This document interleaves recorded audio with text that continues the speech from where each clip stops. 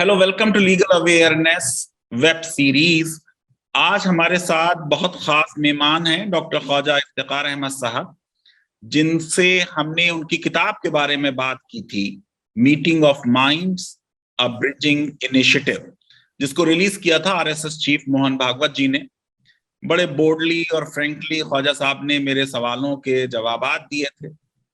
अब legal awareness web series में जिन मुद्दों पर हम बात करने जा रहे हैं, उसको अक्सर लोग ये कह सकते हैं कि साहब इसका लॉ से क्या ताल्लुक है।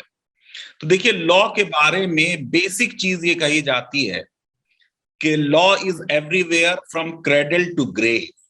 जब आप पैदा होते हैं तो आपका बर्थ रजिस्ट्रेशन लॉ के तहत रजिस्ट्रेशन होता है। जब आप दुनिया से जाएंगे तो डेथ सर्टिफिकेट चाहिए, एक लॉ के तहत डेथ रजिस्ट्रेशन होगा। मरने के बाद भी जो आपकी प्रॉपर्टी डिस्ट्रीब्यूट होगी वो किसी लॉ के तहत होगी। तो हमारे जीवन का कोई चीज ऐसी नहीं है हमारे जीवन की जिससे लॉ का ताल्लुक ना हो। देश में जो कुछ होता है, कम्युनिटीज के बीच जो कुछ होता है, वो सब लॉ से रिलेटेड है।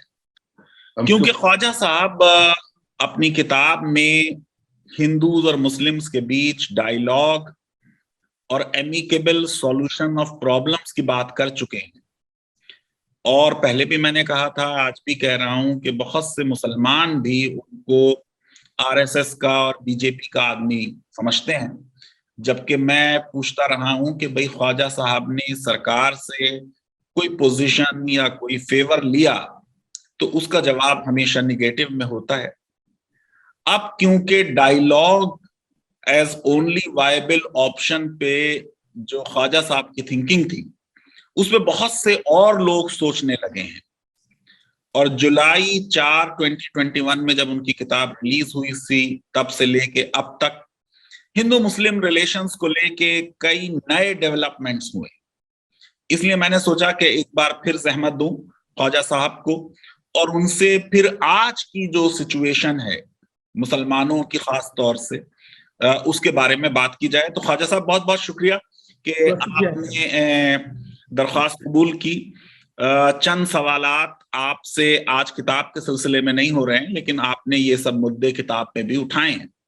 देखिए, एक चीज जो मैं पिछले 3 हफ्ते से देख रहा हूं असेंबली के इलेक्शंस आने के बाद, कि कुछ सेकुलर मीडिया भी और कुछ हमारे लिबरल थिंकर्स भी इस तरीके से प्रेजेंट कर रहे हैं चीजों को कि जैसे बड़े फ्रस्ट्रेशन और डिसअपॉइंटमेंट का माहौल है। जबकि आपको मालूम है कि डिसअपॉइंटमेंट और फ्रस्ट्रेशन इस्लाम जो है उसको फेवर नहीं करता, और वो चाहता है कि उसके मानने वाले इटर्नल ऑप्टिमिस्ट रहें। तो क्या वाकई में एक बड़ी तादाद मुसलमानों की इन असेंबली इलेक्शन के बाद नाउम्मीद है या डिप्रेस्ड है? क्यों एक इलेक्शन का रिजल्ट हमारे लिए किसी उम्मीद या नाउम्मीदी का बाइस होना चाहिए?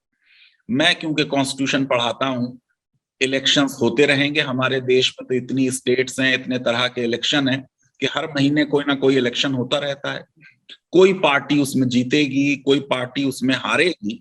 लेकिन इन असेंबली इलेक्शंस की ऐसी क्या अहमियत है कि उसको ऐसे प्रेजेंट किया जा रहा है जैसे ये कोई मुसलमानों के लिए कोई बहुत बड़ा एक ऐसा मुकाम आ गया जिसमें अब उनके लिए कोई होप और ऑप्टिमिज्म की गुंजाइश नहीं है। फैजान साहब, सबसे पहले तो आपका बहुत शुक्रिया कि आपने मुझे एक मर्तबा फिर ये अपॉर्चुनिटी दी है कि उन इश्यूज पर जिनका ताल्लुक सीधे सीधे हमारी नेशनल लाइफ से है और हमारी फ्यूचर पॉलिटी और गवर्नेंस से है, हमारे सोसाइटल इश्यूज से है, आपने उन इश्यूज पर आज मुझसे बात करने की शुरुआत की है। और मैं कोशिश करूंगा कि पूरी ईमानदारी से आपको उन तमाम सवालात के जवाब दूं।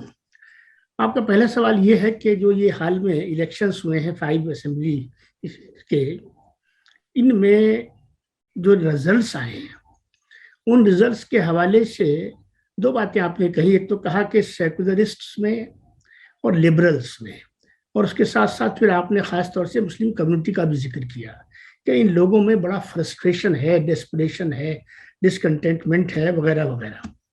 मेरा इस पर सिर्फ इतना कहना है कि हमारे मुल्क में डेमोक्रेसी है। डेमोक्रेसी में हर 5 साल के बाद इलेक्शंस आते हैं, और हर असेंबली इलेक्शन जब आता है तो उसके बारे में एक जनरल ओपिनियन और जनरल हाइप ऐसी क्रिएट कर दी जाती है कि ये इस इलेक्शन का जो रिजल्ट होगा उससे हमारी फ्यूचर की सारी पॉलिटिक्स, इवन हमारा जो नेक्स्ट जनरल इलेक्शंस है वो भी उससे डिटरमिन होगा। मैं ये नहीं मानता। मैं ये मानता हूं कि स्टेट के इलेक्शंस की कंस्टिट्यूएंसी और नेशनल इलेक्शंस यानी जनरल इलेक्शंस की कंस्टिट्यूएंसी बिल्कुल अलग होती है। स्टेट के इलेक्शंस में बड़ा लोकलाइज्ड इलेक्शन होता है। इसकी जो कॉन्स्टिट्यूएंसी है वो छोटी होती है, और उस छोटी कॉन्स्टिट्यूएंसी में कास्ट के फैक्टर्स, रिलीजन के फैक्टर्स, डोमेस्टिक फैक्टर्स और बहुत सारे फैक्टर्स जो है वो उस बीच में आ जाते हैं। लिहाजा कोई वजह नहीं है कि जो रिजल्ट्स आए हैं उनको लेकर इस तरह का कोई हाइप क्रिएट किया जाए। मुझे तो कभी कभी ऐसा लगता है जैसे कि एक फेक बेसिस पर इस चीज को हिंदुस्तान के मुसलमानों के अंदर जो है तौक के तौर पे डाल दिया जाता है कि जब बीजेपी जीत जाती है तो मुसलमान बड़े हताश हो जाते हैं, बड़े फ्रस्ट्रेट हो जाते हैं। ऐसा है नहीं। आज मैं आपसे कह सकता हूं जिम्मेदारी से कि एक तबका मुसलमानों में भी ऐसा है, चाहे वो 8% है, 9% है, 10% है, जो बीजेपी को वोट देता है। तो कोई वजह नहीं है कि डेमोक्रेटिकली इलेक्टेड इलेक्शंस में जो पार्टी भी इन पावर आती है वो आपको पसंद हो या आपको नापसंद हो, या आपके उससे नजरियात मिलते हो या ना मिलते हो, अगर उस हवाले से ये कहना कि कोई डिस्प्रेशन पैदा हो गया है, कोई फ्रस्ट्रेशन पैदा हो गया है, मेरे हिसाब से अगर रिजल्ट्स किसी एक तबके की तबीयत से मुनासिबत नहीं रखते और उससे वो टैली नहीं करते, उसकी तवक्कुआत पर पूरा नहीं उतरते, तो उस तबके के जो इंटेलेक्चुअल्स हैं, जो एलीट क्लास है, जो जिम्मेदार हैं, उनकी के लिए ये चैलेंज होता है कि वो फ्रेश थिंकिंग में जाएं, वो इनोवेटिव प्रोसेस में जाएं, और वो सोचें कि कहाँ पर किन चीज़ों की हमको ज़रूरत है कि जिन पर हम दोबारा से सोचें और शायद हम एक बेटर स्ट्रेटजी की तरफ बढ़ सकें, जिसके अंदर रिकंसिलिएशन हो, जिसके अंदर हार्मनी हो, जिसके अंदर एक दूसरे के साथ में ट्रस्ट डेफिसिट कम होता हो। ये आपने सही कहा, क्योंकि 2019 का जब रिजल्ट आया तो उसको भी मीडिया ने और लिबरल्स ने ऐसे प्रेजेंट किया जैसे ये एंड ऑफ रोड है मुस्लिम्स के लिए। लेकिन मैंने उसमें इंडियन एक्सप्रेस में एक आर्टिकल लिखा था और मैंने कहा था कि मुसलमानों के ऊपर बहुत बड़े बड़े वक्त आ चुके हैं। मुगल पीरियड खत्म हुआ, खिलाफत खत्म हुई, 1947 का पार्टीशन हो गया, 1992 हो गया। तो सिविलाइजेशनल हिस्ट्री में इस तरीके के इवेंट्स आते हैं, और 2019 के बाद भी अब 2022 है, जिस तरीके के प्रोजेक्शंस किए गए थे ऐसा कुछ बहुत बड़ा मेजर चेंज नहीं होता। लेकिन यूपी के इलेक्शन में ख्वाजा साहब कुछ इस तरीके से प्रेजेंट किया जा रहा है कि जैसे कि चीफ मिनिस्टर साहब ने खुद कहा था 80-20 का मामला, और अब जिस तरीके के सर्वे आ रहे हैं कि अपर कास्ट ने 80-90% ओवरवेलमिंगली वोट किया बीजेपी के लिए। किसान आंदोलन ने कोई मेजर डेंट नहीं की वोट्स में वेस्टर्न यूपी में, और बीएसपी के सपोर्टर्स ने बहुत बड़ी तादाद में भी बीजेपी को वोट किया।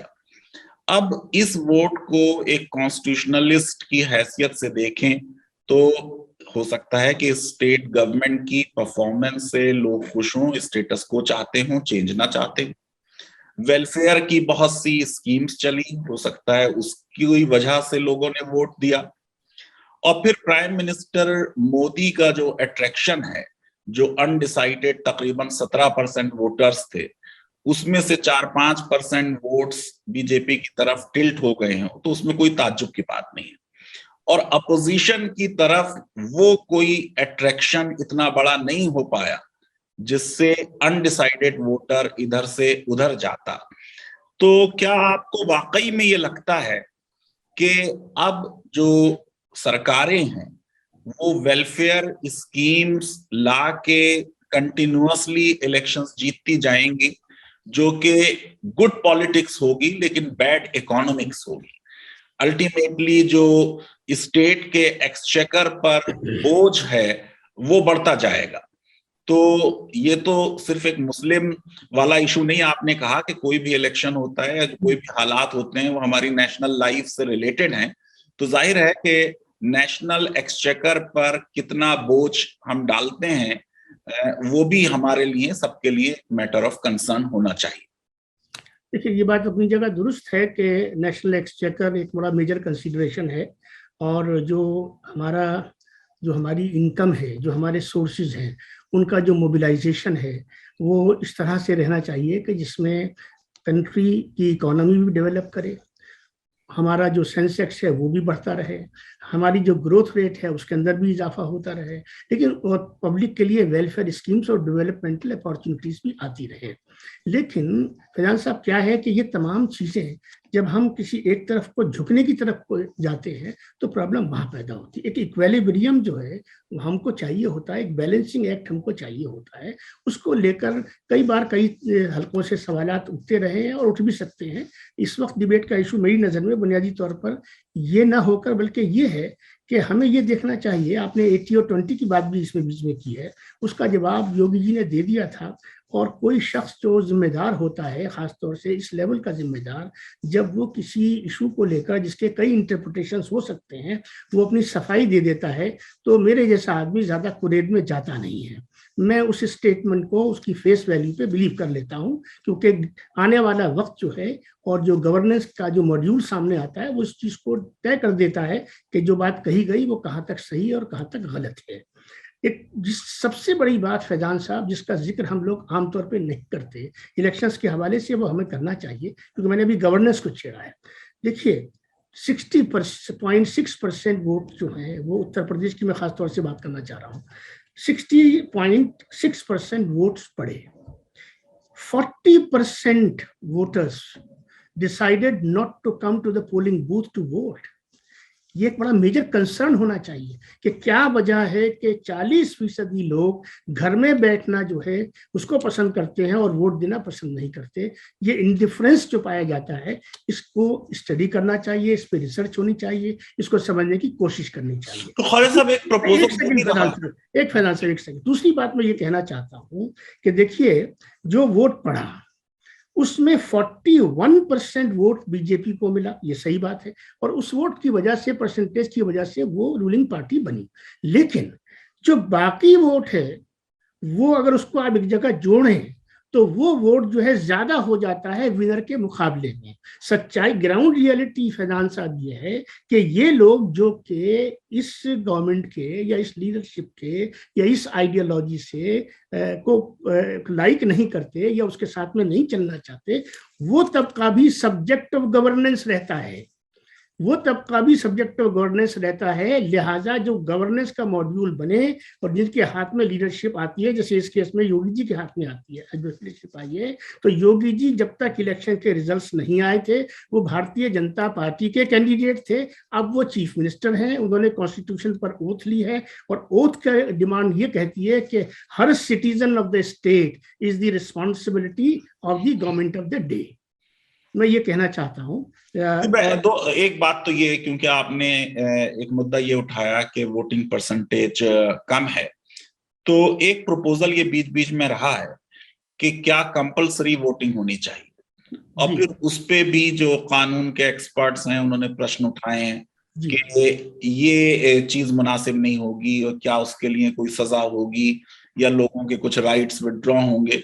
तो उसमें देश में कंसेंसस नहीं है कंपलसरी वोटिंग पर।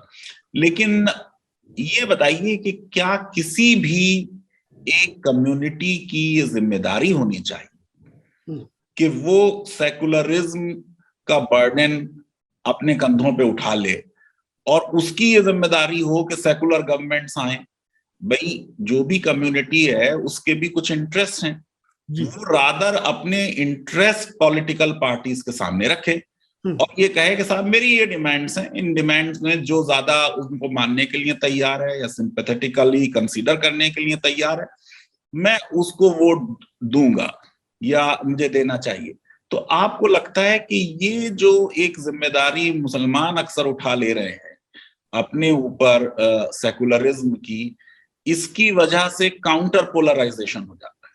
देखिए शहजाद साहब, मैं आपसे एग्री करता हूँ कि हमारी कम्युनिटी जो है उसकी जो रिस्पॉन्स होती है इलेक्टोरल प्रोसेस को, इलेक्शन कैंपेनिंग को और इलेक्शन के हवाले से, वो बहुत ही गलत होती है। माफ कीजिएगा, हमारे यहाँ लोग अपील करते हैं कि आप बीजेपी को वोट न दें।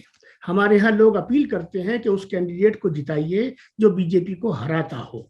मैं ये पूछता हूँ कि ये क्या स्ट्रैटेजी है भाई? इसको हराने के लिए इसको जिताना और उसको जिताने के लिए इसको हराना, ये तो मेरी नजर में बिल्कुल सरासर एक बेवकूफ़ी का अमल है। इसके अलावा तो उसको कुछ नहीं कहा जा सकता।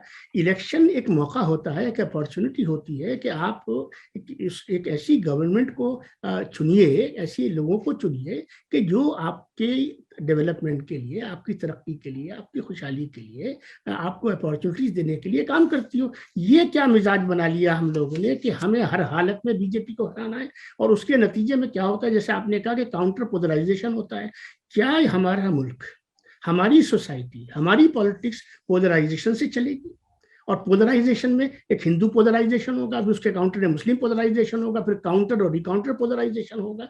ये बहुत बड़ा चैलेंज है, और इस चैलेंज को के हवाले से हिंदुस्तान के मुसलमान जो कि बार बार टूल बन जाते हैं सेकुलरिज्म का। अरे भाई, सेकुलरिज्म का ठेका ले रखा है हमने क्या? ये मुझे बताइए ना। सेकुलरिज्म यानी हमारे जो फादर ऑफ नेशन है, हमारी जो नेशनल मूवमेंट है, हमारा जो पहला कॉन्स्टिट्यूशन बना है, उस कॉन्स्टिट्यूशन ने एक सेकुलर अप्रोच को लिया और ये कहा कि भाई इंडिया जो है it will be a secular state जिसका कोई रिलीजन नहीं होगा। हम इन मैटर्स ऑफ रिलीजन जो है वो एक न्यूट्रलिटी को हम एस्टेब्लिश भी करेंगे, उसको बिलीव भी करेंगे, उसको प्रैक्टिस भी करेंगे। ये सबकी जिम्मेदारी है। मैं उन लोगों में से हूं जो ये कहता है कि अगर संघ परिवार, मैं तो खुल के बात करता हूं, देखिए, अगर संघ परिवार और भारतीय जनता पार्टी हिंदुत्व में बिलीव करती है तो हिंदुत्व कोई आज का आइडिया नहीं है साहब। हिंदुत्व तो सावरकर के जमाने से चल रहा है, और संघ जो है वो 95 साल से यही आइडियोलॉजी को लेकर चल रही है।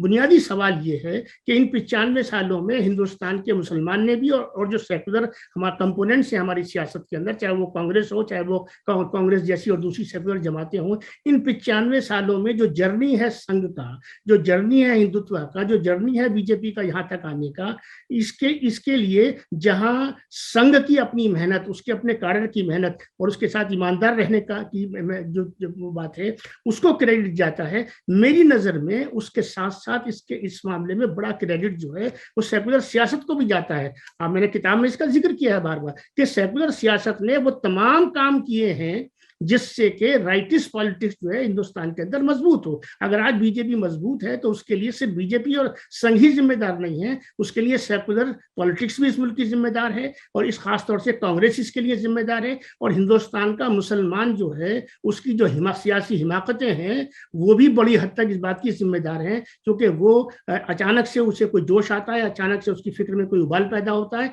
और वो उसके नतीजे में एक पोजीशन ले लेता है। और किसी भी पोजीशन पर मुझे कहने दीजिए हिंदुस्तान का मुसलमान या उसका एलीट या उसका इंटेलेक्चुअल या उसके ऑर्गेनाइजेशंस कभी जमते हों, उसको सस्टेन करते हों, उसके लिए जद्दोजहद करते हों, ऐसा नहीं है। एक कन्वेंशन, 2 कन्वेंशन, 4 कन्वेंशन किया, धुआंधार तकारीर करी, कुछ अशार सुनाए, कुछ कुरान की आयतें पढ़ी, और उसके बाद में समझते हैं कि हमने अपनी जिम्मेदारी जो है वो अदा हो गई। ऐसे जिम्मेदारी नहीं अदा होती है। और ये भी कहने दीजिए कि इन 70 सालों में अगर हिंदुस्तान का मुसलमान जहां खड़ा हुआ है तो इसके लिए संघ जिम्मेदार है साहब? क्या इसके लिए बीजेपी जिम्मेदार है?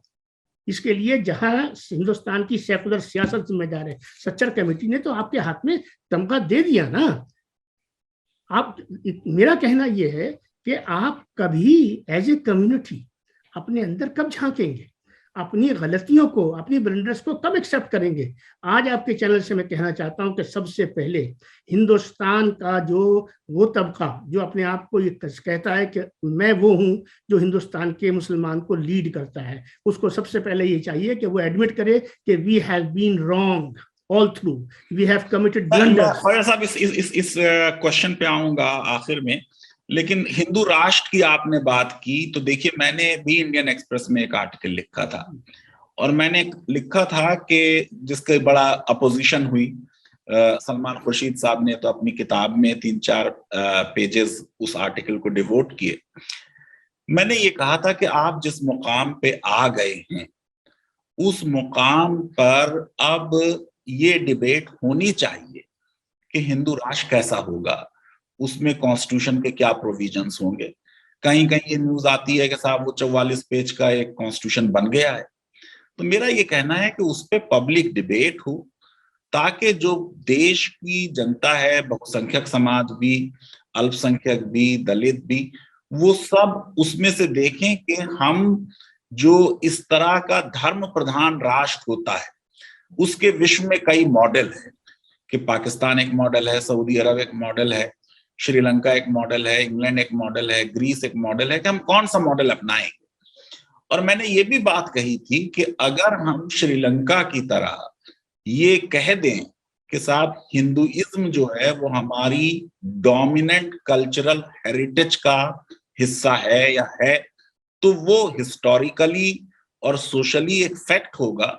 और अगर उससे कुछ लोगों को सुकून मिलता है तो उसमें ऐसा नहीं है कि औरों के जो राइट्स हैं वो पामाल हो जाएंगे। मैंने ये लिखा था कि एक मॉडर्न कॉन्स्टिट्यूशन में आप चाहे कुछ भी कर लें, किसी का राइट टू वोट या राइट टू इक्वालिटी या राइट अगेंस्ट नॉन डिस्क्रिमिनेशन या फ्रीडम ऑफ रिलीजन ले लेना आसान बात नहीं होगी। लेकिन बहरहाल दोनों तरफ से हिंदू राष्ट्र की एग्जैक्ट क्या सूरत होगी उसके बारे में बहस नहीं होती, बस नाम ले दिया जाता है। जो प्रॉमिस कर रहे हैं वो भी डिटेल नहीं बना रहे हैं, जो अपोज कर रहे हैं वो भी ये नहीं बता रहे कि क्या चीज उसकी अपोज कर रहे हैं, क्योंकि खाका सामने नहीं है। जैसे यूनिफॉर्म सिविल कोड का कोई खाका सामने नहीं है, ऐसे ही हिंदू राष्ट्र का भी कोई खाका आपके सामने नहीं है। देखिए, इसमें मैं दो बातें आपके सामने रखूंगा। देखिए, इस चीज को कोई डिनाई नहीं कर सकता कि India is a Hindu majority state. 80% जो हमारी पॉपुलेशन है वो पॉपुलेशन हिंदू कम्युनिटी की है, यानी सनातन धर्म के मानने वालों की है। 20% में बाकी दूसरी कम्युनिटीज आती है जिनको हम माइनॉरिटीज कहते हैं। जहां 80% लोग एक पर्टिकुलर रिलीजन, एक पर्टिकुलर फेथ, एक पर्टिकुलर कल्चर को मानने वाले हैं, ये एक नेचुरल कोर्स होगा, एक नेचुरल प्रोसेस होगा, एक नेचुरल इवोल्यूशन होगा कि वो प्रिवेल करेगा ही करेगा। मेरा ये मानना है। आप कितना ही कह दीजिए कि सब बराबर हैं, सबके बराबर के हुकूक हैं, कॉन्स्टिट्यूशनली बिल्कुल है, लेकिन जमीन पर मैंने आपसे 95 में ये बात लिखी थी, उसको मैं आज दोहराना चाहता हूँ कि मेजॉरिटी को जो राइट्स मिलते हैं वो डायरेक्ट मिलते हैं, और माइनॉरिटी को जो राइट्स मिलते हैं गो के वो डायरेक्ट दिए जाते हैं, लेकिन उसका जो चैनल है वो उन रिश्तों से के रूट से बन के निकलता है जिसका ताल्लुक मेजॉरिटी से होता है। हाँ, इतना जरूर है कि मेजॉरिटेरियनिज्म नहीं आना चाहिए, जिस तरह से माइनॉरिटीइज्म नहीं रहना चाहिए, बल्कि होना ये चाहिए कि सबको सबका हक मिले।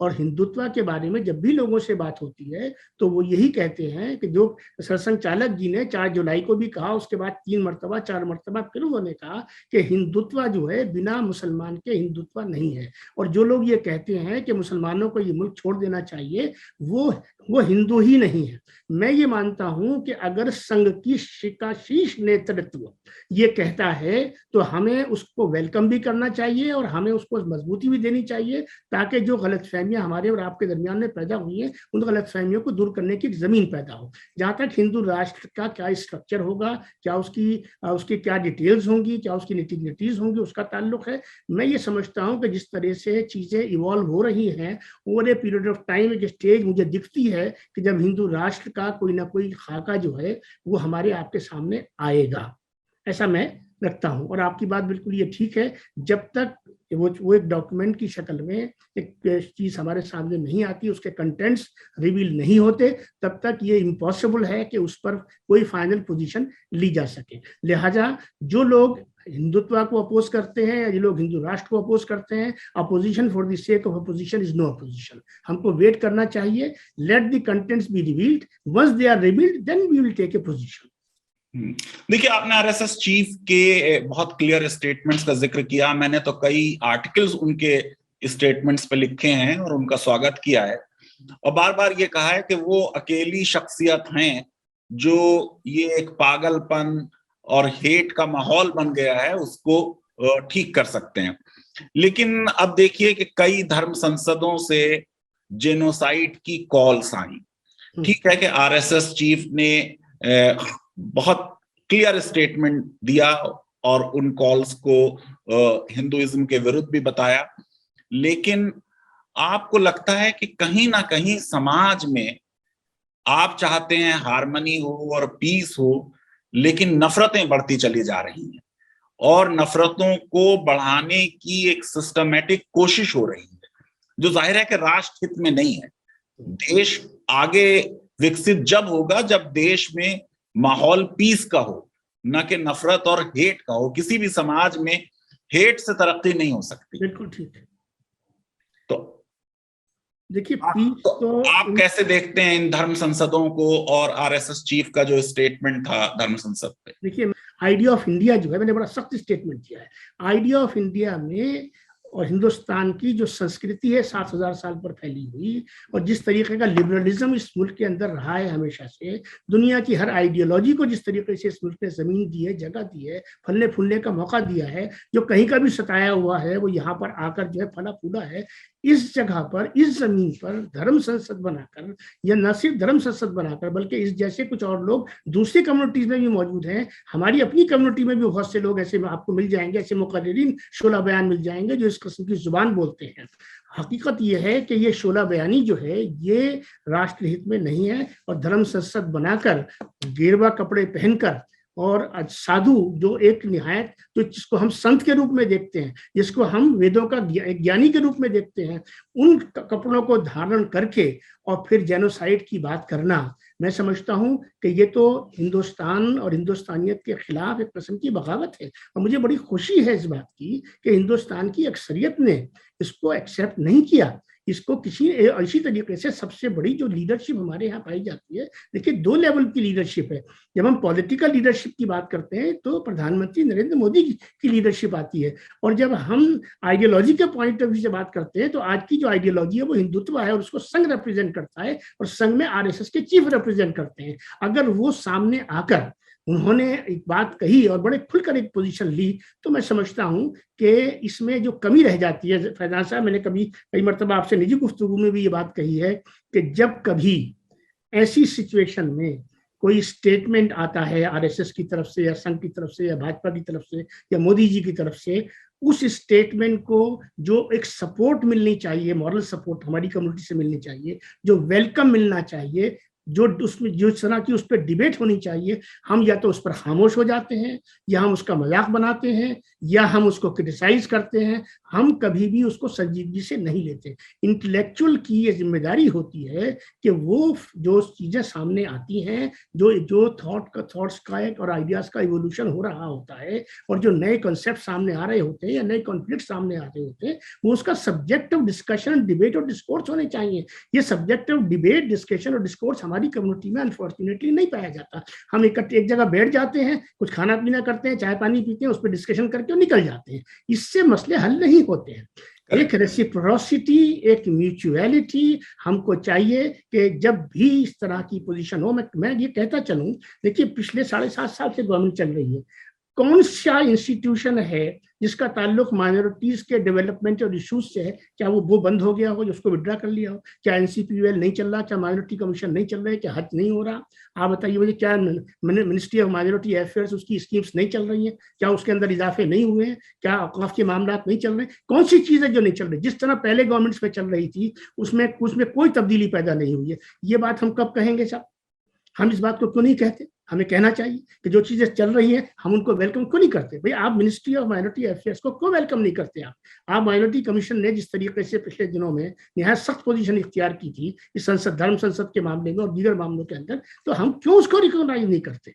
हमें भी थोड़ा सा अपने अंदर झांक के देखने की जरूरत है कि हम अपने अंदर एक ऐसा मिजाज पैदा करें जिस मिजाज में हमारा कोई दुश्मन नहीं है। ये जो मिजाज एक बना लिया है हमने कि हम टेबल के इधर खड़े हो गए और दूसरे को हमने कटहरे में खड़ा कर दिया है, इससे काम नहीं चलने वाला है। ये टेबल आपको हटानी पड़ेगी, डायलॉग में आपको आना पड़ेगा, बात आपको करनी पड़ेगी। और बात फैजान साहब कब होगी? बात जब होगी जब मैं आपको आप अप्रिशिएट करूं, आप मुझे अप्रिशिएट करें। हमारे मुल्क में कल्चर ऑफ अप्रिसिएशन जब तक नहीं आएगा, culture of mutual debate, discussion और डिस्कोर्स भी नहीं आएगा। ख्वाजा साहब, जेनोसाइड की बात को आगे बढ़ाते हुए ये बात तो आपने सही कही कि जब आरएसएस चीफ ने उसके बारे में बिल्कुल साफ स्टेटमेंट दे दिया तो उसका स्वागत होना चाहिए। आपका कश्मीर फाइल्स फिल्म के बारे में क्या ख्याल है? इससे जो है ब्रिजिंग ऑफ गैप जो आप चाहते हैं वो होगा या लोगों को जेनोसाइड के लिए तैयार किया जाएगा? जो फिगर्स फिल्म में बताई जा रही हैं, जो भारत सरकार की ऑथेंटिक फिगर्स हैं मिनिस्ट्री ऑफ होम की, उनमें आपको मालूम है बहुत बड़ा फर्क है। कश्मीरी पंडित्स जो हैं उनके अभी तक वहां लौटने की कोई मजबूत मुहिम नहीं चलाई गई, जबकि जब से वो निकले हैं वहां से तब से जो सरकारें रही हैं उनमें बीजेपी की सरकार भी एक डिकेड से ज्यादा रही, वाजपेयी जी की और करंट मोदी जी की सरकार। कुछ ऐसी सरकारें रही जिनको बीजेपी सपोर्ट कर रही थी जैसे वीपी सिंह की सरकार, और फिर कुछ कांग्रेस की भी सरकारें रही। तो क्या आपको लगता है कि कश्मीर के मामले में किसी भी पार्टी की सरकार रही हो लेकिन वो कुछ ना कुछ गलतियां करती रही और कश्मीरी पंडित को भी इंसाफ नहीं मिला और कश्मीर के रहने वाले मुसलमानों को भी इंसाफ नहीं मिला? आपने आखिर में जो बात कही वो बड़ी बुनियादी बात कही, मैं वहीं से शुरू करता हूँ। देखिए, सबसे पहली बात तो ये है कि कश्मीर एक मुस्लिम मेजॉरिटी स्टेट है और उस मुस्लिम मेजॉरिटी स्टेट में कश्मीरी पंडित जो है वो माइनॉरिटी की हैसियत से रहते थे। ये एक अलग बात है कि जो कश्मीरी पंडित थे बड़ी प्रॉस्परस कम्युनिटी और एक ऐसी कम्युनिटी कि जिसके जीनियस को हिंदुस्तान सलाम करता है, जिसका बड़ा भारी कंट्रीब्यूशन है, उसको जब एक मुस्लिम मेजॉरिटी स्टेट से मिलिटेंसी के जरिए वहां से उसका एक्सोडस हुआ, उसको वहां से निकाला गया, ये एक इतना संगीन जुर्म रहा और इसके जो नताइज हैं, अगर हम उसको, मैंने किताब में ये बात लिखी है जो मैं आपसे यहाँ कह रहा हूँ कि अगर कश्मीर में मुस्लिम मेजॉरिटी स्टेट से एक हिंदू माइनॉरिटी को आप वहां से इस तरह से निकालते हैं तो आप क्या मैसेज देना चाहते हैं? पूरे हिंदुस्तान को आप क्या मैसेज देना चाहते हैं? हिंदुस्तान में 25 करोड़ मुसलमान रहता है। ये एक्सोडस की जो पॉलिटिक्स है ये इसको कौन इसकी इजाजत देगा? तो नंबर एक, इसका मैं इसको कंडेम करता हूँ कि जो वहां से लोगों को निकाला गया, निकाले जाने का कोई जवाब नहीं था और बिल्कुल गलत है, जुल्म है, ज्यादती है, जबर है, तशद्दुद है और इसको किसी भी पॉइंट ऑफ व्यू से जस्टिफाई कोई भी करने की कोशिश करे दाएं और बाएं से, उसकी कोई जमीन नहीं है। एक बात। दूसरी बात मैं ये कहना चाहता हूँ, जहां तक कश्मीर का ताल्लुक है, कश्मीर के हवाले से, कश्मीरी पंडितों के हवाले से तो आपने कह दिया कि इतने सालों से, ये 90 के वाकयात हैं, 89 से तो वायलेंस शुरू हुआ और 90 में बुनियादी एक्सोडस हुआ और कितने सारे लोग जो है वहां से छोड़ के रेफ्यूजी हो बन के चले गए। 30 साल, 90 से लगाइए 10 साल तो वो गुजर गए और 22वां साल ये चल रहा है, यानी तकरीबन 30-31 साल गुजर गए। इन 31 सालों में कांग्रेस को भी कोई मौका कम नहीं मिला और 6 साल वाजपेयी जी की सरकार 3 टेन्योर में रही और 7.5 साल से हमारी मोदी जी की सरकार भी चल रही है। मैं इसको इस तरह कहूंगा कि as a country, as a civilization, as a society, as one single unit, India and Indians, we have failed to bring Kashmiri pandits back to their native Kashmir. ये हमारी कलेक्टिव रिस्पॉन्सिबिलिटी भी थी, कलेक्टिव लाइबिलिटी भी थी, जिसको हिंदुस्तान अभी तक अदा करने में नाकामयाब हुआ है। लिहाजा किसी को ये जिम्मेदारी दे देनी कि सिर्फ एक्स जिम्मेदार है। बातें बहुत हुई हैं, स्कीम्स बहुत बनी हैं, इस पर पोलराइजेशन खूब होता है, होता रहा है, लेकिन जो इस पर काम करने की जरूरत है वो काम नहीं हुआ।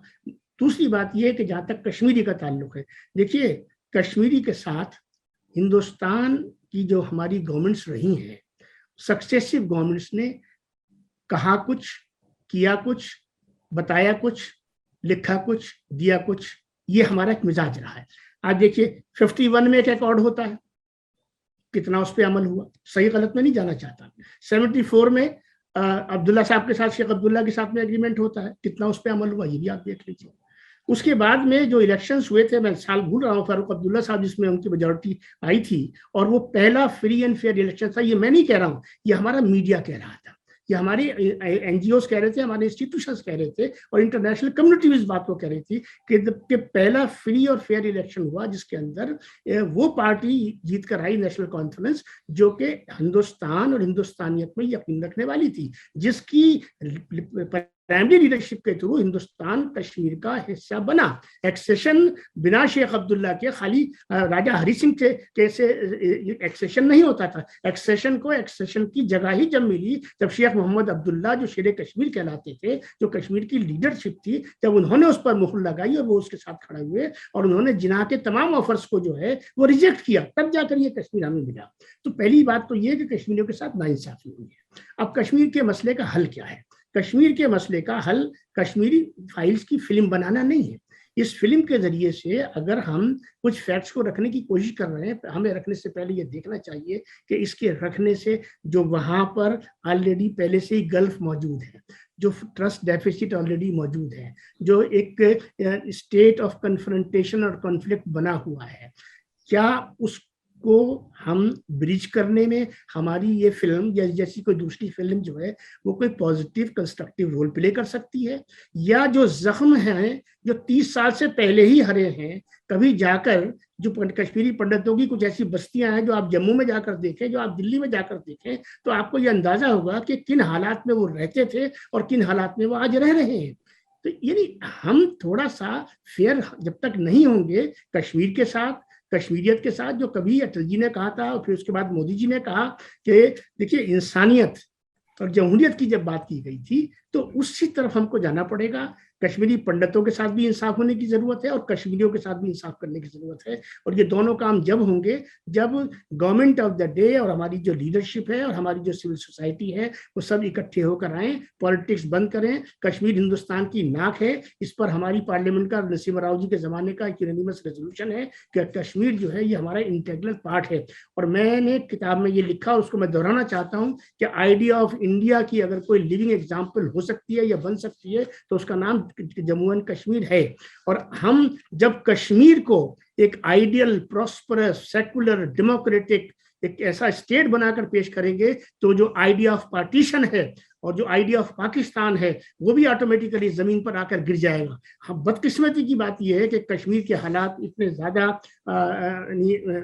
डिस्टर्बेंस के साथ चले, इतने वायलेंस के साथ चले हैं, इस तरह की मिलिटेंसी के साथ चले हैं, इस तरह की ट्रस्ट डेफिसिट के साथ चले हैं कि पड़ोसी को हमने मौके ज्यादा दिए हैं अपनी बात को कहने की और रखने का। मेरी ये ख्वाहिश भी है, मेरी ये दुआ भी है कि हम एक कौम की हैसियत से, एक गवर्नमेंट की हैसियत से और एक सिस्टम की हैसियत से हम इन तमाम ट्रेंड्स को रिवर्स करें और कश्मीर को हिंदुस्तान के साथ उस तरह से बिल्कुल बिहेव करते हुए लाएं। कश्मीर बिल्कुल यूपी होना चाहिए, कश्मीर हरियाणा होना चाहिए, कश्मीर महाराष्ट्र होना चाहिए, कश्मीर गुजरात होना चाहिए, कश्मीर कोई भी हमारा जो स्टेट है उसका वो स्टेटस होना चाहिए। और मुझे यकीन भी है इस बात का कि ठीक है कि 370, शायद आप उससे पूछें आगे चल के कि 370 के बारे में, तो मेरा कहना उसमें यही है कि 370 तो होना था, वो हो गया और उसके बाद वो पार्लियामेंट के थ्रू हुआ। अगर उस पर भी कोई बात होनी है तो पार्लियामेंट के अंदर ही होगी, अगर कोई बात कभी भी किसी को उठाना सवाल उस पर तो है। लेकिन बुनियादी सवाल 370 का नहीं है, बुनियादी सवाल ये है कि कश्मीर का फ्यूचर और कश्मीरीज का फ्यूचर हिंदुस्तान के बॉर्डर से बाहर नहीं है। ये बात हर कश्मीरी को अच्छी तरह से समझ लेनी चाहिए। हिंदुस्तान उभरती भी एक इकोनॉमिक पावर है, हिंदुस्तान उभरती भी एक पॉलिटिकल पावर है, हिंदुस्तान उभरती भी एक मॉरल पावर है। और इसके और यहाँ जो अपॉर्चुनिटीज हैं, हमारा जो कश्मीर का बजट होता है, जरा आज़ाद कश्मीर के बजट को देख लीजिए, जो उस बजट से यहाँ के बजट के लोग अंदाजा कर लें और वहाँ का जो डेवलपमेंट है उसके डेवलपमेंट का यहाँ के देख लें, जो हमारी कैपेसिटी बिल्डिंग है as a country, as an economy, और जो बराबर की जो इकोनॉमी की जो कैपेसिटी है आप उसको देख लीजिए, वो चीजें आपके समझ में आ जाएंगी। नहीं, ये बात आपने सही कही कि 370 के बारे में दो राय हो सकती हैं। मैंने खुद हिंदू में आर्टिकल लिखा था कि 370 जिस तरह इम्प्लीमेंट किया गया वो कश्मीर की ऑटोनॉमी के बजाय सेंटर की पावर था जी। और मैं उम्मीद करता हूं कि अब जो वादा प्रधानमंत्री जी ने किया कि स्टेटहुड रेस्टोर किया जाएगा, कि वो वक्त जल्द आएगा, मुझे यकीन है उसका, कहा कि वो महाराष्ट्र और गुजरात और यूपी की तरह की एक स्टेट बनेगा और एक स्टेट को जो हुकूक होते हैं कॉन्स्टिट्यूशन के तहत, हमारे फेडरलिज्म के तहत, वो मिलेंगे। अब मैं आपसे ये भी एक बात जानना चाह रहा हूं कि ये बात बार बार हो रही है हिजाब जजमेंट को लेके भी, और भी जो चंद डेवलपमेंट हुए, कि क्या मुस्लिम आइडेंटिटी जो है वो खत्म होती जा रही है? क्या इस आइडेंटिटी को प्रिजर्व करने की कोशिश की जानी चाहिए? या इस आइडेंटिटी को असिमिलेट कर देना चाहिए नेशनल आइडेंटिटी में? अगर इसे प्रिजर्व किया जाना है तो उसके लिए क्या राह इख्तियार की जाए? इसके बारे में, क्योंकि आप डायलॉग की बात करते रहे हैं, तो किस तरीके का डायलॉग हो और किस लेवल पर हो? प्रधान साहब, ऐसा है कि हमारे मुल्क में लगभग 60 लाख 65 लाख के करीब जैन समुदाय के लोग रहते हैं। लगभग इतनी आबादी हमारे यहाँ बुद्धिस्ट की है, और हमारे जो जोरास्ट्रियंस हैं, पारसीज हैं, उनकी आबादी तो बेचारों की हजारों में है। इन तीनों में से किसी की भी आइडेंटिटी खतरे में नहीं है, इनका किसी का वैल्यू सिस्टम खतरे में नहीं है, इनकी तहजीब खतरे में नहीं है। हमारी जो तहजीब है, हम कहते हैं हम 25 करोड़ हैं, हमारे यहाँ बहुत से लोग कहते हैं हमने साहब ये किया, हमने यहाँ हुकूमत करी, हमने फना करी, हमने ऐसा करी। अच्छा, और आप ये भी कहते हो कि भाई हमारे पास एक ऐसा दीन है कि जो जिसके मुकाबले का कोई दीन भी नहीं है। ठीक है, ये तमाम बातें अपनी जगह हैं, लेकिन इतनी चीजें, इतने एसेट्स और इतनी इनसिक्योरिटी, ये मेरी समझ में नहीं आती बात। जो एक हमारा एक मिजाज बन गया है कि हर चीज पर हमारा मजहब खतरे में आ जाता है, हर चीज पर हमारी तहजीब खतरे में आ जाती है। तहजीबें और जो है, या सिविलाइजेशन जो है, या कोई फेथ जो है, या कोई आइडियोलॉजी जो है, वो किसी दूसरे की वजह से खतरे में नहीं आती। हमेशा वो खतरे में जब आती है जब उसके मानने वाले उसको मानना छोड़ते हैं, उसकी कदर करना छोड़ते हैं, और उसके लिए जो जो जमाने के एतबार से जो तकाजे होते हैं, जो नीड ऑफ द आवर होती है, जो टाइम डिमांड कर रहा होता है, जो एनवायरनमेंट डिमांड कर रहा होता है, जब आप उसकी तरफ से आंखें मूंद लेते हैं, ये चीजें तब पैदा होती हैं। आपने हिजाब का सवाल उठाया और हिजाब के कॉन्टेक्स्ट में ये बात आपने उठाई। पहली बात तो ये है कि मैं भी अल्हम्दुलिल्लाह प्रैक्टिसिंग मुसलमान हूँ। मुझे तो इस मुल्क में कभी भी न तो इस्लाम को खतरा महसूस हुआ, न मुझे तहजीब को खतरा महसूस हुआ। कोई घर में आके खटखटा के ये नहीं कहता हमसे कि नमाज मत पढ़ो, कोई ये नहीं कहता कि तुम सलाम मत करो, कोई ये नहीं कहता रोजे मत रखो, कोई ये नहीं कहता कि आप अपने घर के अंदर अपनी वैल्यूज के साथ में रहो, कोई ये नहीं कहता कि आप ये पहनो या ये मत पहनो। यानी इस तरह की क्या, कहाँ ये सब चीजें पाई जाती है? कुछ मसाइल है। मैं बीच में रोकूंगा। दरअसल जो कॉन्स्टिट्यूशन का आर्टिकल 29 है जी, वो हर सिटीजन को राइट टू कल्चर जी, और स्क्रिप्ट और लैंग्वेज देता है। ठीक है। और कॉन्स्टिट्यूशन का फलसफा ये है कि डिस्टिंक्टिव आइडेंटिटीज जो हैं उनको प्रिजर्व किया जाए। ठीक है। तो आप अपने घर में क्या करते हैं उस पे मेरा सवाल नहीं है, पब्लिक स्क्वायर में क्या आप अपनी आइडेंटिटी को प्रिजर्व कर पाते हैं, वो है सवाल। देखिए साहब, पब्लिक जहाँ तक ये जितनी चीजें मैंने आपसे कही है, कपड़ा पहन के बाहर निकलता हूँ, नमाज पढ़ने के लिए मस्जिद में जाता हूँ, ईद की नमाज के लिए ईदगाह और जामा मस्जिद में जाता हूँ। इसके अलावा जब सफर करता हूँ तो अपनी आइडेंटिटी के साथ करता हूँ, पढ़ने जाता हूँ तो अपनी आइडेंटिटी के साथ जाता हूँ।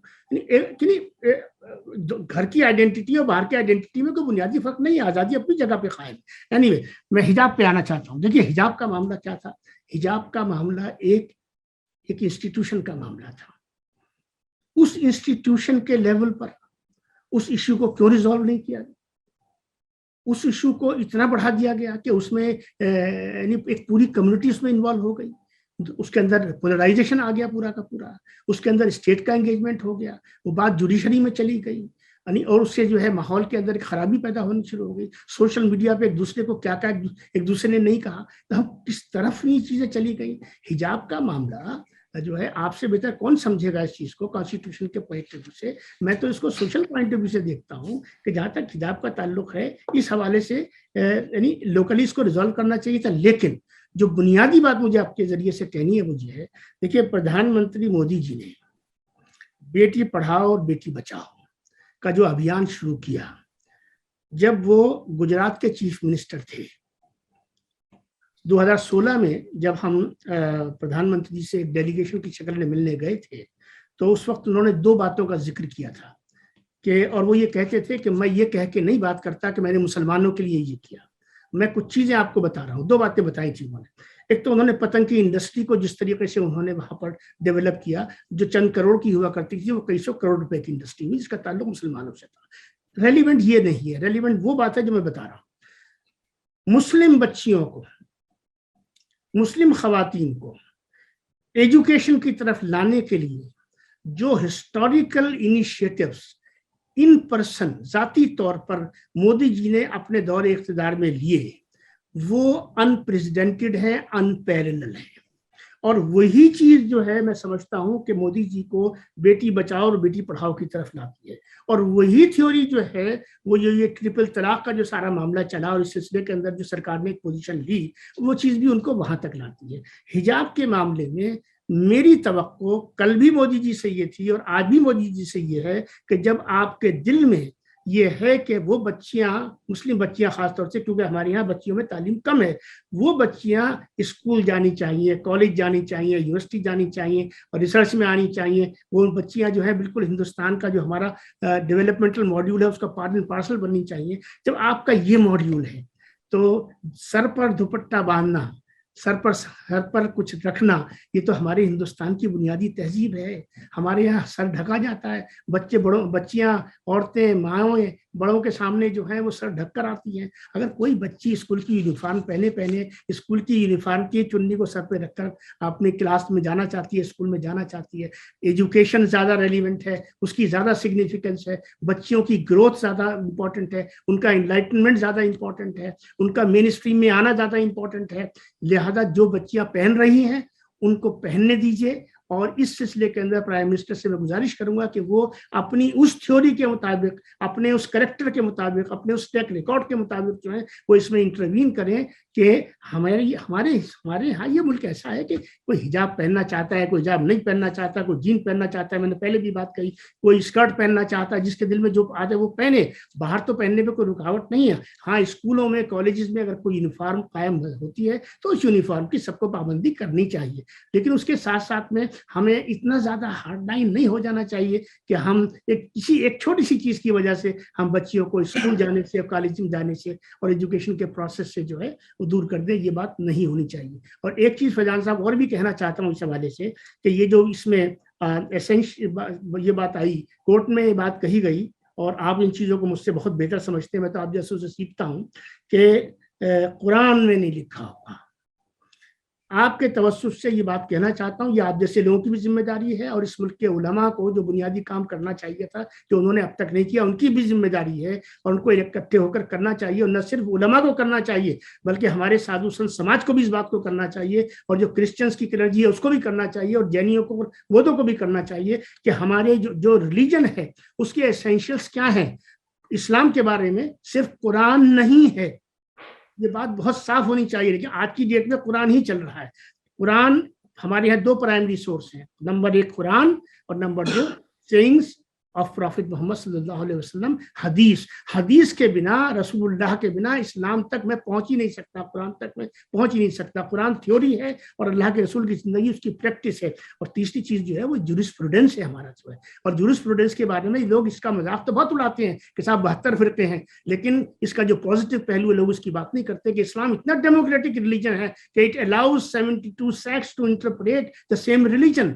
और मुझे कहने दीजिए कि all the 72 sects have the same source of interpretation और वो सबके सब हक है अपनी अपनी जगहों पर जो है।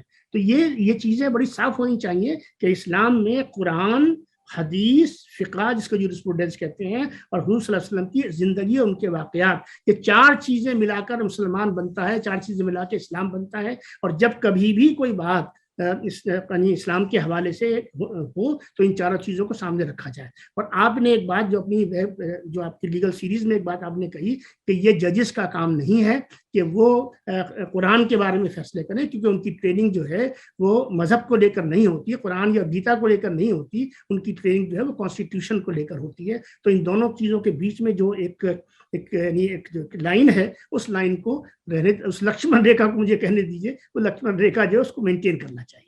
हाँ, सही कहा आपने। देखिएगा सर, जो सेंट्रल गवर्नमेंट की पॉलिसी है केंद्रीय विद्यालय की, उसमें तो ख्वाजा साहब वो जो दुपट्टा है इस कलर का यूनिफॉर्म का, उससे अगर कोई सर ढक ले और चेहरा उसका खुला हो तो वो अलाउड है।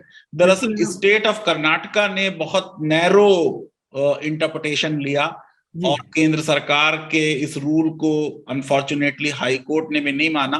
पर आपने गीता का जिक्र किया तो आजकल ये भी बड़ा जिक्र चल रहा है हाँ कि गुजरात में अब स्कूलों में गीता कंपलसरली पढ़ाई जाएगी। जी इससे पहले सुप्रीम कोर्ट के एक जज ऑनरेबल जस्टिस अनिल दवे साहब ने भी एक स्पीच में ये कहा था कि अगर मैं डिक्टेटर होता तो मैं गीता को कंपलसरी कर देता। जी तो जो हमारे मुल्क का कानून है उसके हिसाब से कोई भी रिलीजियस इंस्ट्रक्शन किसी भी एडेड स्कूल में नहीं दी जा सकती, और कोई अगर माइनॉरिटी इंस्टीट्यूशन है तो उसमें भी वो कंसेंट से ही दी जाएगी। अब इसमें एक व्यू तो ये है कि साहब गीता रिलीजियस बुक नहीं है, वो फिलोसॉफिकल बुक है। अंबेडकर का बहुत बड़ा क्रिटिक है गीता के बारे में, और वो कहते हैं कि नहीं ये रिलीजियस चीज है जिसने फिलॉसफी को यूज किया है एज रीजंस।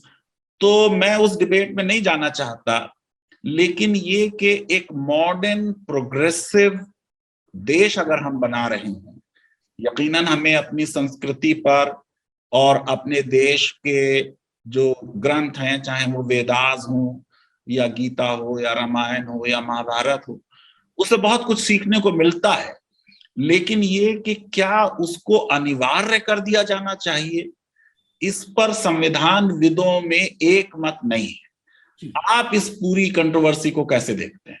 देखिए, क्योंकि ये जो इशू है इसका ताल्लुक सीधे सीधे कानून से, कॉन्स्टिट्यूशन से, और हमारे जो स्टेट, जो हमारा जो सेक्युलर स्टेट है उससे, आपकी बात से जुड़ता है। तो इस मजमून के हवाले से मेरे ख्याल से मेरी जाती राय की गुंजाइश बनती नहीं है। इसमें तो सीधा सीधा जो कानून कहेगा, जो लॉ कहेगा, उसके मुताबिक होगा। अब रही बात यह कि गुजरात ने गीता को, मैं पढ़ रहा था कि गीता को लेकर उन्होंने स्टोरी के तौर पर उन्होंने उसको इंट्रोड्यूस करने की बात कही है, और ऐसा ही मैं कुछ कर्नाटका के बारे में भी सुन रहा हूँ। देखिए, ये बड़े सेंसिटिव इश्यूज हैं।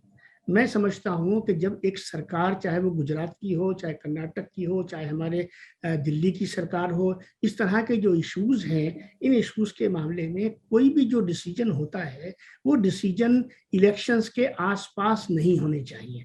ये बड़े संजीदा इश्यूज हैं, इन इश्यूज की कई सारी इम्प्लीकेशंस होती हैं। मिसाल के तौर पर, अगर आज हमने गीता को, मैं स्वागत कर लेता हूँ, चलिए गीता को आपने गुजरात में लगा दिया। अब माइनॉरिटीज के भी इंस्टीट्यूशन है। कल को कोई कहेगा मैं कुरान पढ़ाना चाहता हूँ, परसों कोई कहेगा कि मैं साहब इसमें बाइबल पढ़ाना चाहता हूँ। हमें इम्प्लीकेशंस को स्टडी करना चाहिए, और इम्प्लीकेशंस को स्टडी करने के बाद में हमें एक डिबेट के थ्रू एक कंसेंसस डेवलप करना चाहिए। ऑल रिलीजन्स के हेड्स को रखना चाहिए, कोई कमेटी बनानी चाहिए, तमाम चीज़ों को। ये मुल्क जो है ये डिबेट का मुल्क है साहब, यहाँ डिक्टेशन का मुल्क नहीं रहा है कभी है। गीता भी डिबेट है बेसिकली। अर्जुन और कृष्ण में एक डिबेट हो रही है जिसमें अर्जुन कह रहे हैं कि मैं अपने रिश्तेदारों के विरुद्ध जो हूँ हथियार नहीं कहने वाला था, जवाब फरमा रहे हैं। मैं देखिए फैजान साहब, मैंने गीता लफ्ज ब लफ्ज एक दफा नहीं 3 दफा पढ़ी है, और मैंने उसी के साथ साथ मौलाना अबुल आला मौदूदी रहमतुल्लाह अलैह की अल जिहाद फिल इस्लाम भी पढ़ी है। जिहाद को लोगों ने बदनाम कर दिया, समझने की कोशिश नहीं की है।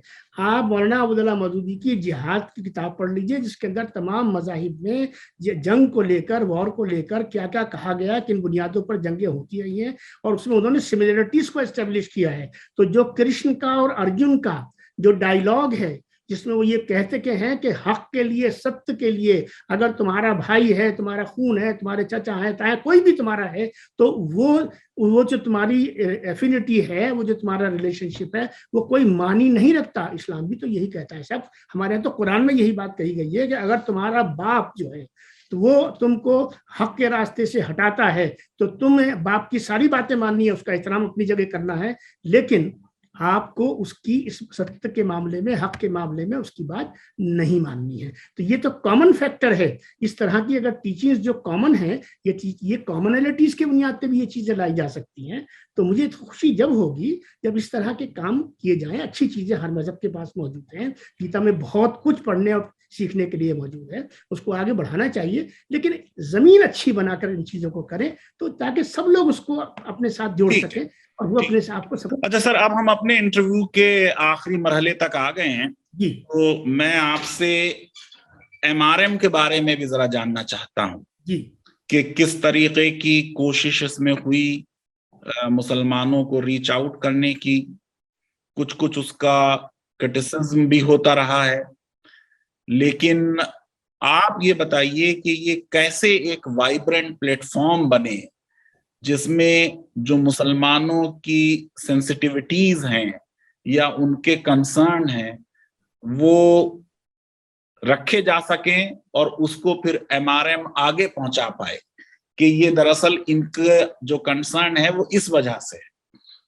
देखिए फैजान साहब, जो मैंने अपनी बुक में एमआरएम का चैप्टर रखा और जो वहां कहा वही उसको मैं यहाँ दोहराऊंगा आपके सामने। देखिए, मुस्लिम राष्ट्रीय मंच भी राष्ट्रीय स्वयंसेवक संघ ही है। उसको इतना समझ लीजिए कि उसमें वो मुस्लिम का एक सेगमेंट उसको मान लीजिए आप, लेकिन वो एज गुड एज आरएसएस है। मुस्लिम राष्ट्रीय मंच के जो कार्यकर्ता हैं, जो उसके मेंबर्स हैं, उनकी वही ट्रेनिंग है, उनकी वही ग्रूमिंग है जो एक आरएसएस के कार्यकर्ता की ग्रूमिंग होती है। अब रहा जहां तक सवाल इस बात का है कि ये मुस्लिम राष्ट्रीय मंच, तो ये सुदर्शन जी के ज़माने में ये पहल की गई थी और इस पहल का शुरू से ही हिस्सा जो है वो मौलाना जमील अहमद इलियासी साहब थे, मुफ्ती मुकर्रम साहब थे, मौलाना वहीदुद्दीन साहब थे, इंद्रेश कुमार जी थे, भैया जी जोशी जी थे और कई सारे लोग थे जिन्होंने मिलकर ये महसूस किया कि भाई मुसलमानों के बीच में भी संघ को जाने की ज़रूरत है और उसके लिए एक प्लेटफॉर्म होना चाहिए। ये संघ की इंटरनल एफर्ट है, ये उस संघ का इनिशिएटिव है to reach out to Muslims and to create a constituency within the Muslim community. मेरा स्टैंड इस हवाले से ये रहा कि संघ ने तो अपनी इनिशिएटिव ले ली, हिंदुस्तान के मुसलमान की इनिशिएटिव कहाँ है? वो इनिशिएटिव आज तक बिल्डअप नहीं हो पाई और क्योंकि वो बिल्डअप नहीं हो पाई इसलिए ताली एक हाथ से नहीं बजती है, ताली दो हाथ से बजती है। और यही वजह है कि मैं बार बार डायलॉग की बात करता हूँ और डायलॉग का मतलब तकरीर नहीं होता है। मैंने पूरा चैप्टर डायलॉग पे लिखा है। हमारे यहाँ मैंने कई मरतबा डायलॉग के सेशंस को अटेंड किया। हमारे यहाँ डायलॉग इस तरह करने लोग जाते हैं, या तो कुछ हजरात जो हैं वो बहुत सारा डेटा लिख के और तारीखें लिख के हवाले करके बताने की कोशिश करते हैं आरएसएस के लोगों को कि साहब अकबर ने ये किया तो फला ने ये किया तो फला ने ये किया और ऐसा था और वैसा था। या फिर कुछ ऐसे लोग होते हैं जिनको शेर सुनाने का शौक होता है, कुछ ऐसे होते हैं जिन्हें तकरीर करने का शौक होता है। यानी हमारे लोग यही नहीं समझते कि डायलॉग है क्या। डायलॉग का मतलब है कि स्पेसिफिक इश्यूज, उस पर आपकी स्पेसिफिक पोजीशंस, दूसरे का इसकी स्पेसिफिक इश्यूज, उसकी स्पेसिफिक पोजीशंस, फिर उसके बाद एक्सचेंज ऑफ आइडियाज। उसके मीटिंग पॉइंट के लिए आप आए कि भाई इसमें कहाँ पे मैं आगे एक कदम बढ़ सकता हूँ, कहाँ पे एक कदम आप आगे बढ़ सकते हैं। यही तो डायलॉग होता है ना साहब। डायलॉग का मतलब तकरीर नहीं होती है। यानी अभी हमको डायलॉग की जो बेसिक्स हैं हमें वो सीखने की जरूरत है। लिहाजा जहां तक एमआरएम का ताल्लुक है और उसकी वाइब्रेंस का ताल्लुक है, मैं बड़ी जिम्मेदारी साहब से ये कह सकता हूं कि मैंने किताब में भी लिखा कि इंद्रेश जी जिनकी 50 साल एक प्रचारक की हैसियत से आरएसएस के साथ में जिंदगी है पूरी, वो कश्मीर में भी ये काम करते रहे, 13 साल वहां रहे, वो उसके बाद में मुसलमानों में ये काम करते रहे और उन्होंने अब अपने काम को न सिर्फ मुसलमानों में बल्कि उन्होंने दूसरी माइनॉरिटीज तक इस चीज को एक्सटेंड कर दिया है। इंद्रेश कुमार जी वाहिद आरएसएस के ऐसे आदमी हैं, प्रचारक हैं, जो कि पतली से पतली गलियों में, मुस्लिम महलों में जो है वो जाते हैं, चले जाते हैं, खुशी से जाते हैं, उनके साथ सिक्योरिटी होती है, उनकी एक्सेप्टेंस इतनी बिल्डअप हो चुकी है और वो मुस्लिम इश्यूज के सिलसिले में बहुत सारे मुसलमान उससे मिलते रहते हैं और मुसलमान भी उनसे मिलते रहते हैं। मेरी शिकायत जो है वो उनसे मिलने वालों से एक शिकायत है सिर्फ कि जब लोग आरएसएस की तरफ जाएं तो वो अपने बायोडाटा लेकर ना जाया करें, वो ये लेकर ना जाया करें कि साहब मुझे यहाँ उस कमेटी में रखवा दीजिए। वो घर में बैठ के तो आरएसएस को गाली बके और क्या कहते हैं अपनी यूनिवर्सिटी में बैठकर स्टाफ रूमों के अंदर जो है वो दूसरों को आरएसएस का एजेंट और दलाल बताएं और उसके बाद खामोशी से जो है वो मोतिया खान आए और बायोडाटा लेकर आए, मुझे वाइस चांसलर बना दो, मुझे इस कमेटी का मेंबर बना दो, मुझे ये बना दो। ये जो दोगलापन है, ये जो मुनाफिकत है, जब तक आप ये नहीं छोड़ेंगे, आप बातें घर में कुछ और करते हैं, ड्राइंग रूम में कुछ और करते हैं, स्टाफ रूम में कुछ और करते हैं और यहाँ आकर सामने बातें कुछ और करते हैं। ख्वाजा इफ्तिखार अहमद घर में भी यही करता है,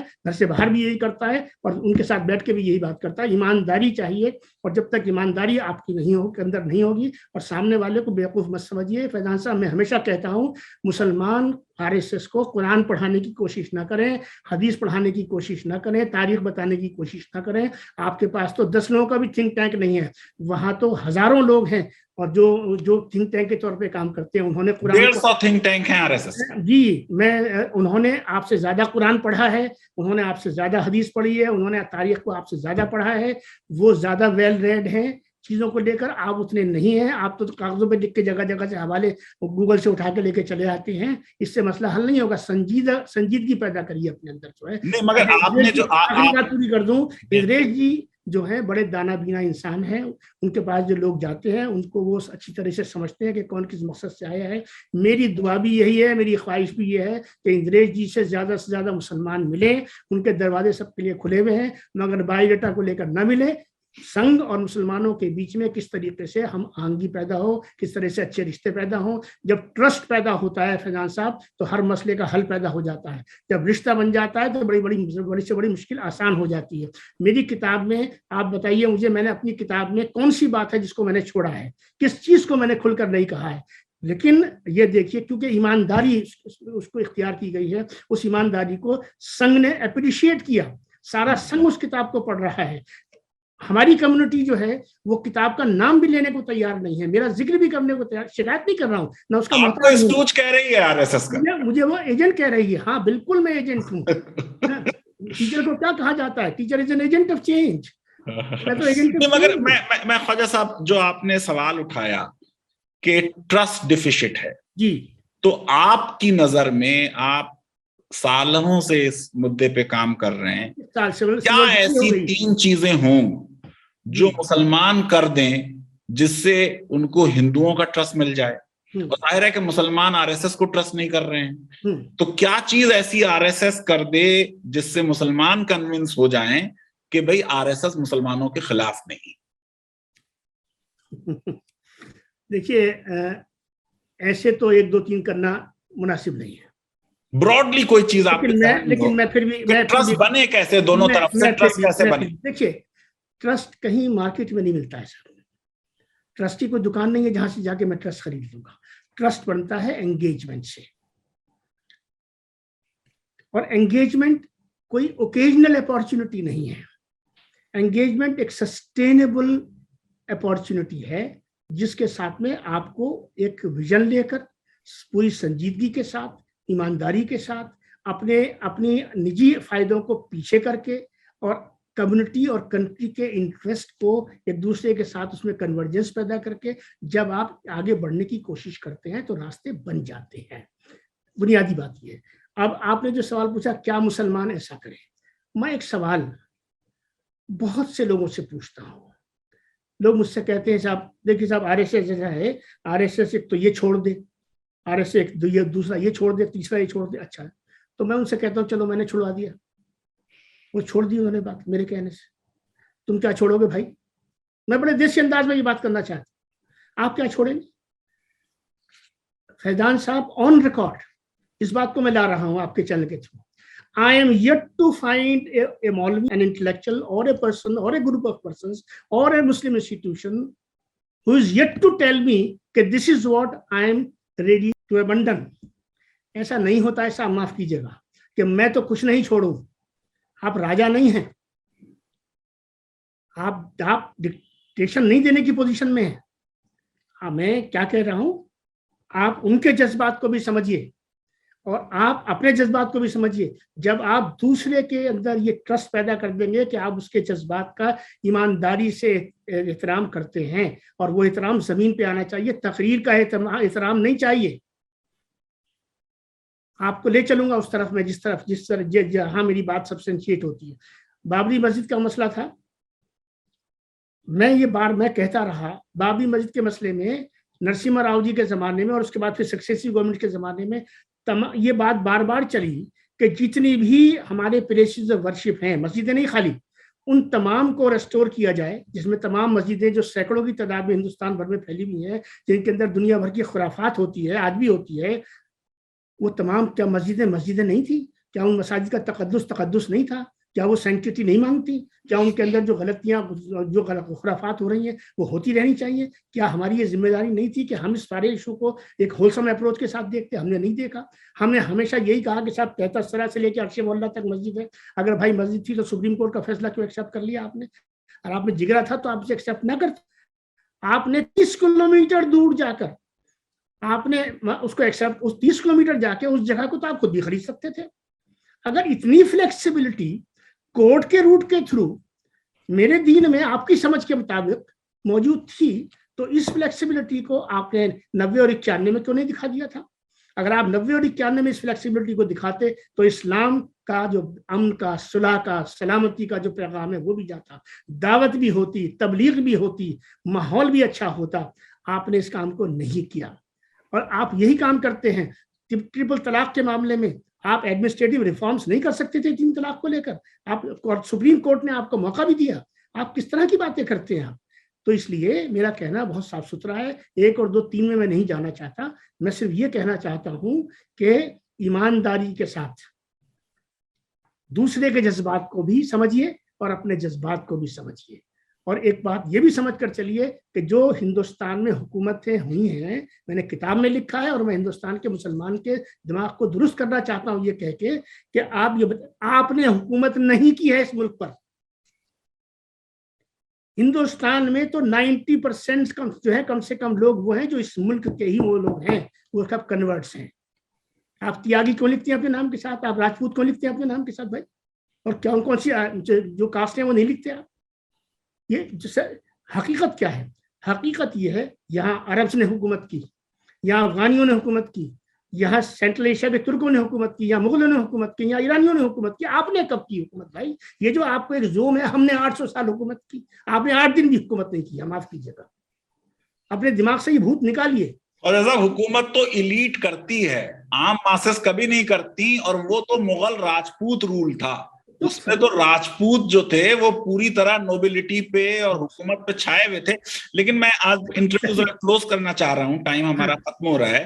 तो आखिरी सवाल आपके इस जवाब से जो निकलता है कि पास मिस्टेक्स रियलाइज की जाएं, बिल्कुल फ्यूचर पे बात हो, तो क्या आपको लगता है कि एक साउथ अफ्रीका की तरह का ट्रूथ एंड रिकंसिलिएशन कमीशन हो, जो एक एनजीओ की एफर्ट हो, सरकार का एफर्ट नहीं होता है ऐसा, और उसमें आगे आकर दोनों कम्युनिटीज से जो कुछ गलतियां हो गई, कुछ गलत स्टेटमेंट्स दे दिए, कुछ गलत आइडियोलॉजी बन गई, कुछ गलत रास्ते पे चले गए, वो दोनों तस्लीम कर लें और साथ में आके, क्योंकि दोनों एक दूसरे के बिना पूरे नहीं है। बात असलियत वही है कि हिंदुत्व की परिकल्पना, जैसे आरएसएस चीफ ने कहा, वो मुसलमानों के बिना नामुमकिन है। और अगर ऐसी सिचुएशन है तो मुल्क के लिए और राष्ट्र के लिए दोनों का साथ आना और पीसफुल रहना और डायलॉग करना वही ओनली वे आउट है। तो क्या आपको लगता है कि ऐसा कभी मुमकिन होगा कि एक ट्रूथ एंड रिकंसिलिएशन कमीशन बन जाए, जिसमें जो पास्ट में जो कुछ हुआ उसमें जेन्युइनली एडमिट कर लिया जाए गलती, और उसके बाद आगे बढ़ा जाए, क्योंकि पास को डिग करने से किसी का कोई फायदा नहीं।